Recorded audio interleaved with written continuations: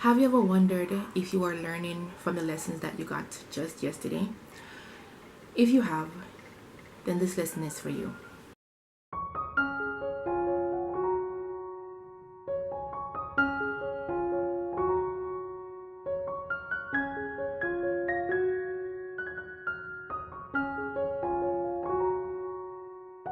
I'd like to spend some time talking to you about how to find your gratitude attitude. Now, sometimes it's easy for us to complain, and even when God has done this awesome, wonderful thing, we sometimes forget what He's done for us.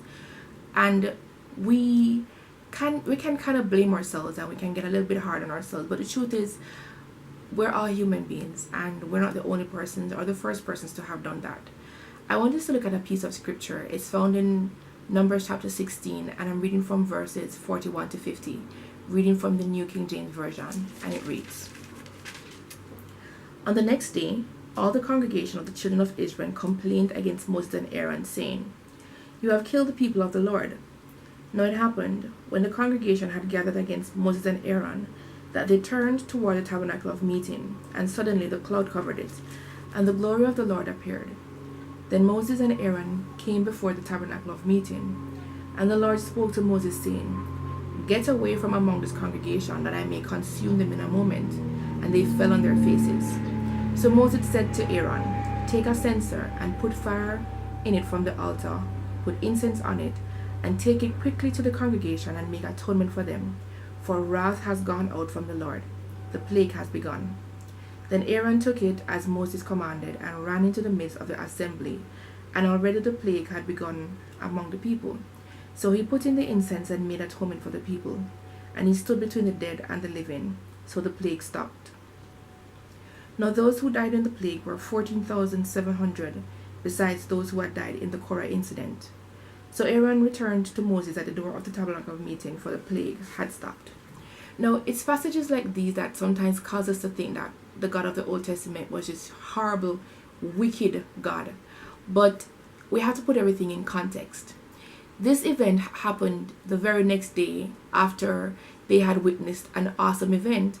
A number of people had risen up against Moses and Aaron. It's called Korah's rebellion in the Bible. It was basically where Korah and 250 of his followers rebelled against the right that Aaron had to be in the position of the high priest. According to Korah, everybody had been set apart as holy, and to an extent he was right, because God had actually called them to be a holy nation and a royal priesthood. But God had also specifically stated that only the people who were from the Levites were able to be priests before him, and he had specifically stated that only descendants of Aaron would be able to serve as high priest.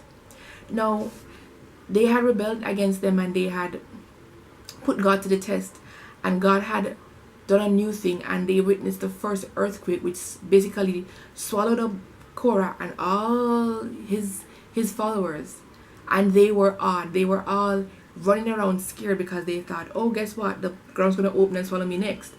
But it wasn't real. It wasn't a real faith changing moment, because if it was, then they wouldn't have forgotten about it so quickly, because the Bible tells us the very next day, here they are again, grumbling and complaining against the same two men. Now, I don't know about you, but I like to read the Bible, and I point fingers at the children of Israel, and I say, oh my gosh, look at you, you're right there, God is talking to you, and you are so disobedient, you are so stubborn and stiff-necked. But then God opens my eyes, and he shows me that, you're just as stiff-necked as these people are. You are just as stubborn, you are just as willing to do your own thing and go your own way as they are. And I have to remember that if God weren't as merciful and loving as he were, then I would not be allowed to live. And some of the things that I've survived, or I've been allowed to do and get away with, I would not have been able to be sitting here in front of a camera talking to you, because I would have actually had to meet my I would actually have had to have my judgment moment. But in the context of gratitude, it's a reminder that there's always something to be grateful for, because when these children of Israel woke up this morning, the day after Korah had been swallowed up by the earth, they should not have been complaining against Aaron and Moses. They should have been so grateful that God had spared their lives and that they were able to see another day, and that they were truly able to say God's mercies are new every morning. This devotional is actually inspired by my book, How to Find Your Gratitude Attitude. It's available on Amazon, and I'll put the link in the description box below. If you like this video, please subscribe and tap the bell so that you can get notifications whenever I post a new video. Talk soon.